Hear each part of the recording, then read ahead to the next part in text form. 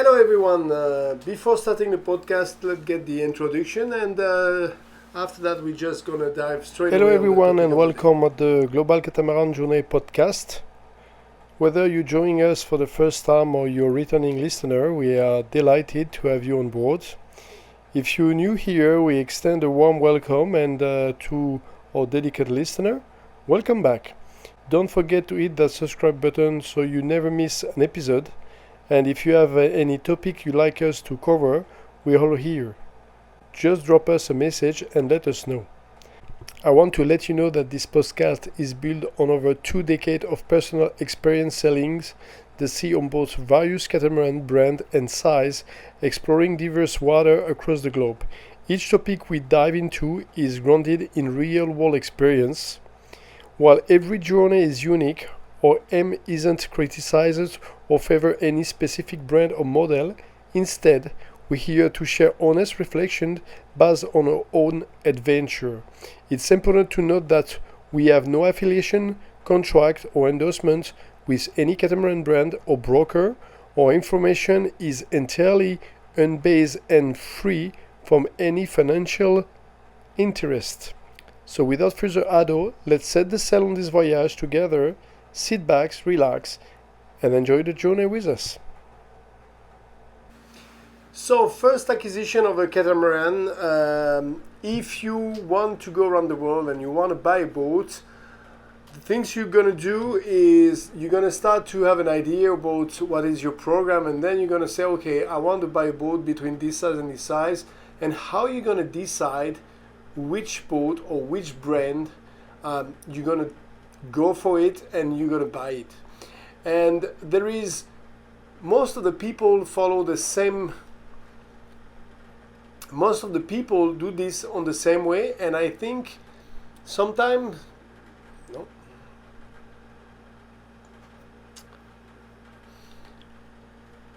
Most of the people to choose the catamaran, they do it this way, or they go on a boat show. They spend time on the website looking like in specific brand and scrolling the page. They do for week or two charter. They do maybe 2 or 3 charter in different brand to have an idea. Or maybe they will talk to boat owner. And my belief is these 4 options are not the best to make your choice, especially when you're going to buy your first catamaran. And I will explain you why. If you go to boat show, or if you go to see a broker, it's a bit the same way. You're gonna see a boat which is on the boat show, on the water, on the dock, or maybe inside a big hangar. And what you're gonna see, you're gonna visit the inside. You're gonna see, okay, the bedroom is nice, the kitchen is nice, or they get this color of sofa and everything. But what you're looking more than everything, you're looking for the design. Because you're not going to try this boat on the sea. You're not going to go for like a week or two sailing on heavy weather. So you have no idea about how this boat going to react on the sea. And a broker is mostly the same. A broker most of the time is married with a brand. So he's going to propose you the brand is representative on, or he's going to propose you the boat he have to sell on his listing. So if his listing is not with every brand, like say he don't have any catamaran from Katana or from Outremer, he will not propose you an Outremer or a Katana because he don't have it on his listing. So, and maybe this catamaran is good for you. So the other option is to go talk to boat owner. Most of the time, boat owner are really happy with the boat they have. Even if the boat gets some issue, they will not tell you, or we all have a big ego, so he's going to tell you, oh, my boat is perfect, or it's the perfect boat for what I'm doing. Most of the time, they will hide you the bad side of the boat, and they will push you to buy probably the same as they have. Doesn't mean like the boat they have is the one you need, probably not. And doing a charter, it's another way to do it, but let's say you go for a week in the BVI, under USVI, you make a week of charter. So this year you're going to make 1 week in the Lagoon 52. Next year you're going to make another week in Fontaine Pajot. So during this week of charter, you're gonna enjoy the food, you're gonna enjoy the people, the surrounding, the water. If you're lucky, you get beautiful weather, and this will be what you get in memory instead of getting the performance of the boat. And the main thing when you want to go around the world with a catamaran is to decide what's the best boat for you. So in my opinion, the best way to do that is to turn yourself through real sellers. We have a lot of experience in a lot of catamaran in different brands through the years, and they can really give you input about the quality of the boat in different condition of the sea and in the long term. For example, I sell for many years with I get more than 7 or 8 years in different catamaran around the world. In the lagoon category, I sell on the 440, 42, 470, 62, the 52F, the performance one. So in Fontaine-Pajot, I get some notes. I did the Mediterranean Sea with the Olatera 60, cross the Atlantic, went in the Caribbean. Lavezzi 40, Elia 44. I did most of the Caribbean with that. Katana 47, Katana 44. I sail on Leopard, Nautitech 47, Outremer Privilege. Without forgetting my 2 years in the Gunboat 60. So I don't mean I know all the catamaran, because I have no idea about for example the Bali. I never sell on the Bali, on the Katatai.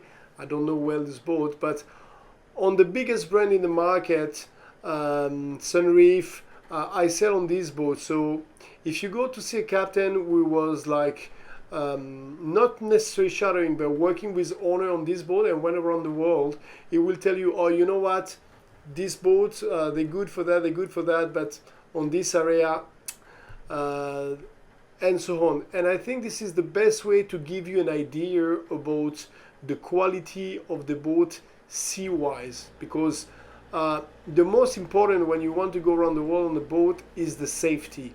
So that's number one. Number two will be the maintenance and the troubleshooting of the boat. So is the motor on this brand is reliable, that the water maker it does, and so on. So that's really important.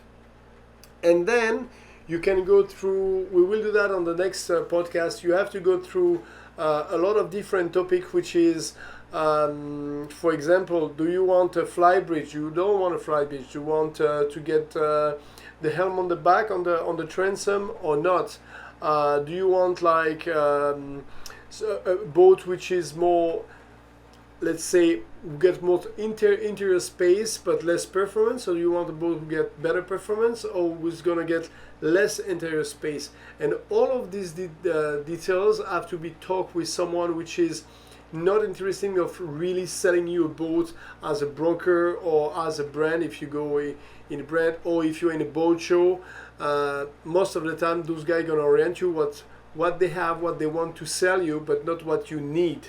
And if you talk with boat owner, most of the time they will come with their boat only, the knowledge they have. And for instance, most of the people are happy to have a boat, so they will try to sell you this boat, and they're going to tell you, oh, you know, I'm really love my Fontaine-Pajot 47, or I really love my Lagoon 45, and you're going to talk again and again and again about this boat, and at the end you're going to buy it because that's the owner you know, that's the boat you know, and that's the choice you make. And this is not what you need to do. You need to really go to someone which have the experience on a very big panel of different boats in different condition, different ocean. Tell him, so what is your program? How many people are going to be on board? What is your budget? What you want in appliance? What you want in, if you want solar panel, if you want water maker, and so on. And he has to orient you in the market to get the best boat you can have. So in my opinion, forget a boat show, forget a website, forget a broker, talk a bit to the owner, but go to talk to people like captain, not necessarily captain. We did a lot of charter because people captain who are chartering, they most of the time, if you take a guy who's doing charter in the BVI since 15 years, he's just turning around the BVI and he never cruised for a long time on the boat. He's motoring if there is no wind. He's motoring on the way back if they got they got a timing and this is the last day of the charter. He's gonna go against the wind, against the wave, full throttle, motor on to go back at the charter base, and that's not the way to do it. The way to do it is mostly to wait the right weather and try to sail upwind and see how you can manage the catamaran in this condition. People who do in charter, they have a schedule to follow, so they don't do it this way. So that's my humble opinion. Feel free to come back to us, let's send a message, and go on the website and see if we can help you with that. Next week we're gonna have a podcast. We're gonna discuss about do you want to buy a brand new catamaran or do you want to buy a second-hand one, and do you want a boat which is full of option when you buy it, or do you want a boat like without any option where you're gonna put the option on it? That's something we have to discuss, because there is a way to save a lot of money in one direction, and the other direction maybe you're gonna spend a lot of money for something which doesn't worth it. So hope you enjoyed this podcast. Talk to you next week. Bye bye. Subscribe, follow us, and have a good week.